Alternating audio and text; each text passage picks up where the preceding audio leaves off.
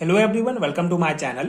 आज हम इस वीडियो में एल्डिहाइड एंड कीटोन चैप्टर का एक इंपॉर्टेंट कॉन्सेप्ट, एक important topic acidity of alpha hydrogens detail में समझेंगे।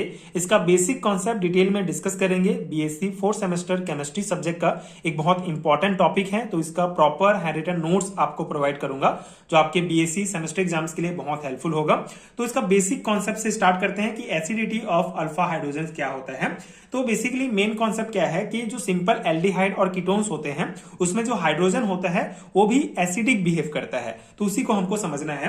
तो इस कॉन्सेप्ट को अच्छे से समझने से पहले अल्फा हाइड्रोजन क्या होता है इसको हम जान लेते हैं। अल्फा हाइड्रोजन, ठीक है। तो अल्फा हाइड्रोजन बहुत सिंपल सा कॉन्सेप्ट है। अल्फा हाइड्रोजन वो हाइड्रोजन होता है जो कार्बोनिल ग्रुप, ठीक है, जो हमारा C डबल बॉन्ड O होता है कार्बोनिल ग्रुप, कार्बोनिल ग्रुप के पास वाले कार्बन, ठीक है, कार्बोनिल ग्रुप से कोई कार्बन जो कार्बोनिल ग्रुप के पास वाला जो कार्बन होता है उससे जो हाइड्रोजन जुड़ा होता है उसी को अल्फा हाइड्रोजन कहते हैं। जैसे हम यहाँ पे एग्जाम्पल लेते हैं, जैसे हम यहाँ पे CH3CO CH3, ठीक है, ये हमारा एसीटोन है। तो यहाँ पे C डबल बॉन्ड O जो है ये हमारा कार्बोनिल ग्रुप है। तो इस कार्बोनिल ग्रुप से कौन सा कार्बन जुड़ा हुआ है? ये वाला कार्बन भी जुड़ा है, ये वाला कार्बन भी इस कार्बोनिल ग्रुप से जुड़ा हुआ है। तो ये कार्बन क्या कहलाएगा? हमारा अल्फा कार्बन कहलाएगा, ठीक है। और इस अल्फा कार्बन से, दोनों अल्फा कार्बन से क्या जुड़ा हुआ है? हाइड्रोजन जुड़ा हुआ है। तो ये जो हाइड्रोजन होंगे जो अल्फा कार्बन से जुड़े हुए हैं इसको कहा जाता है अल्फा हाइड्रोजन, ठीक है। तो ये सिंपल सा कॉन्सेप्ट है।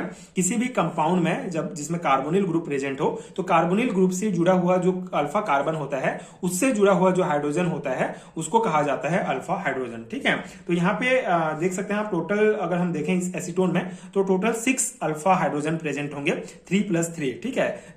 जो यहाँ पे 3 हाइड्रोजन इस कार्बन से जुड़ा है, 3 हाइड्रोजन इस कार्बन से, अल्फा कार्बन से, इसीलिए टोटल 6 अल्फा हाइड्रोजन हमारे यहाँ पे प्रेजेंट होंगे एसीटोन में। तो ये मेन कॉन्सेप्ट है, ठीक है, कि अल्फा हाइड्रोजन क्या होता है। यहाँ पे अब ये है कि आगे का कॉन्सेप्ट हमारा ये होगा कि जो ये अल्फा हाइड्रोजन होता है ये रिमूव हो जाता है जब OH बेस के साथ रिएक्ट कराया जाता है। इस कंपाउंड को अगर हम OH बेस के साथ रिएक्ट कराते हैं तो ये जो अल्फा हाइड्रोजन होता है वो इजीली रिमूव हो जाता है और इनोलेट आयन बनता है जो स्टेबल होता है, ठीक है। उसका मैकेनिज्म हम आगे समझेंगे। आई होप कि अभी आपको समझ में आ गया होगा कि अल्फा हाइड्रोजन किसे कहते हैं, ठीक है। अब इसको आप थ्योरी एग्जाम में किस प्रकार लिखेंगे उसको हम देखते हैं। तो इस प्रकार से अगर आपके एग्जाम में पूछा जाता है what is acidity of alpha hydrogen, तो आप ये जो थ्योरी में नोट्स प्रोवाइड कर रहा हूं इसको आप एज इट इज अपने थ्योरी एग्जाम में लिख सकते हैं। So carbonyl group shows electron withdrawing effect -I effect due to electronic imbalance and withdraw electron from the adjacent carbon bond and the alpha carbon then withdraw electron from alpha carbon H bond. As a result the electron density of alpha carbon H bond is easily drifted towards carbon atom, ठीक है। तो इस paragraph का concept क्या है कि जो carbonyl group हमारा होता है C डबल बॉन्ड O, जो कार्बोनिल ग्रुप होता है इसमें ऑक्सीजन जो है वो कार्बन से ज्यादा इलेक्ट्रोनेगेटिव होता है, ठीक है। इसलिए ये जो है ये जो ऑक्सीजन होगा ये कार्बन के इलेक्ट्रॉन को अपनी तरफ खींचता है, जिससे ऑक्सीजन पर पार्सल नेगेटिव चार्ज आ जाएगा और कार्बन पर पार्सली पॉजिटिव चार्ज आ जाता है, ठीक है। अब यहाँ पे ये जैसे कि हमारा यहाँ पे ये कार्बोनिल ग्रुप है, यहाँ पे नेगेटिव चार्ज आया, यहाँ पे पार्सली पॉजिटिव चार्ज आया इलेक्ट्रॉनिक इम्बैलेंस के कारण, ठीक है, क्योंकि इसका इलेक्ट्रोनेगेटिविटी इससे ज्यादा होता है, ठीक है। तो ये अपनी तरफ खींच लिया। तो अब यहाँ पे आगे कॉन्सेप्ट क्या होगा कि ये अल्फा कार्बन, तो ये जो अल्फा कार्बन है ये बेसिकली हाइड्रोजन से इलेक्ट्रॉन अब खींचेगा। अब यहाँ पे इसको आपको मैं समझाता हूँ। ये C डबल बॉन्ड O है और यहाँ से हमारा ये हाइड्रोजन, ठीक है, ये अल्फा। तो यहाँ पे हमारा हाइड्रोजन, यहाँ पे हाइड्रोजन, ये सॉरी यहाँ पे ये carbon and oxygen double bond के साथ, ठीक है, ये कार्बन है। तो यहाँ पे मैं आपको अल्फा हाइड्रोजन वाला कॉन्सेप्ट समझा रहा हूँ। मान लो ये अल्फा हाइड्रोजन है हमारा, तो इसका इलेक्ट्रोनेगेटिविटी ज्यादा है, इसके कारण इसमें पार्सली नेगेटिव, इसमें पॉजिटिव चार्ज आ गया।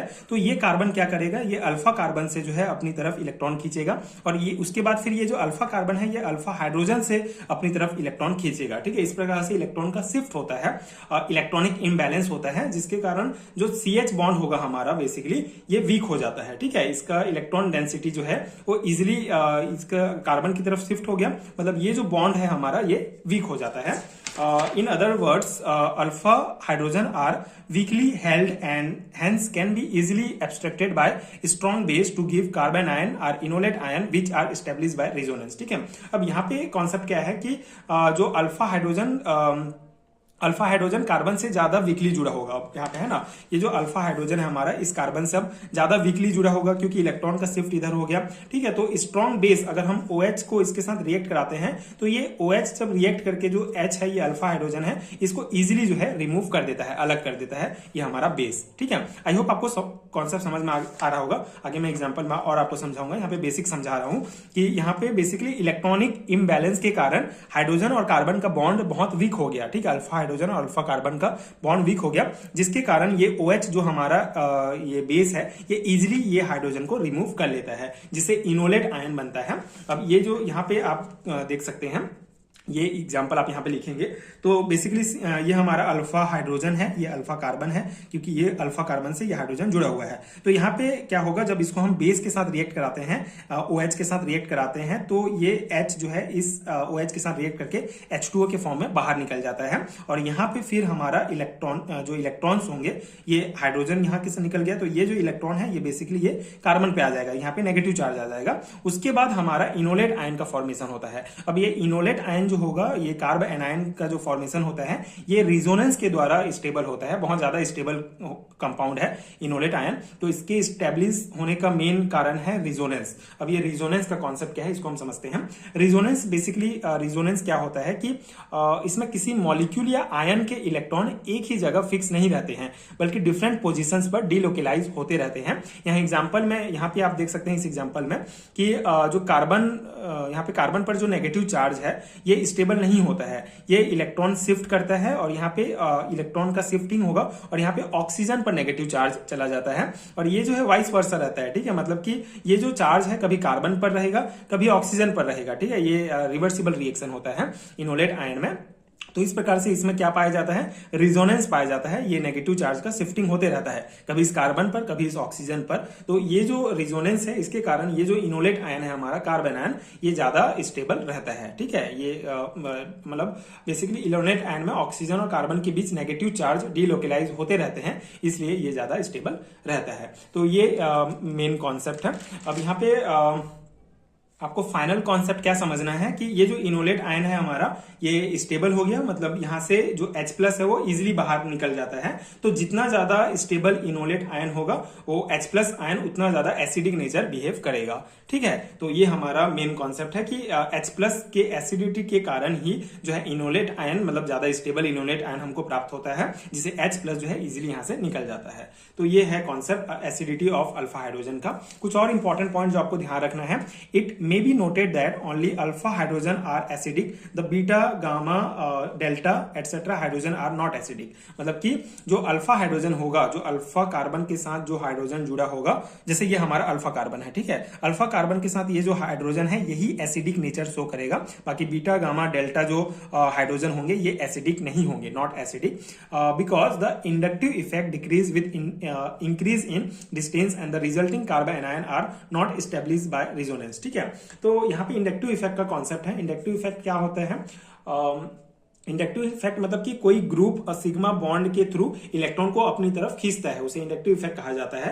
तो यहाँ पे क्या है कि इंडक्टिव इफेक्ट डिक्रीज होता है जब अल्फा कार्बन से हाइड्रोजन की, ये अल्फा कार्बन से हाइड्रोजन की दूरी जैसे बढ़ती जाती है, इंडक्टिव इफेक्ट इसका डिक्रीज होते जाता है। इसलिए ये रिजोनेंस के द्वारा स्टेब्लिश नहीं होते हैं और कार्बन आयन, इनोलेट आयन का फॉर्मेशन यहाँ पे नहीं होता है। इसलिए जो हमारा अल्फा हाइड्रोजन है यही एसिडिक नेचर शो करता है। ठीक है, तो ये भी एक इंपॉर्टेंट पॉइंट आप ध्यान रखेंगे।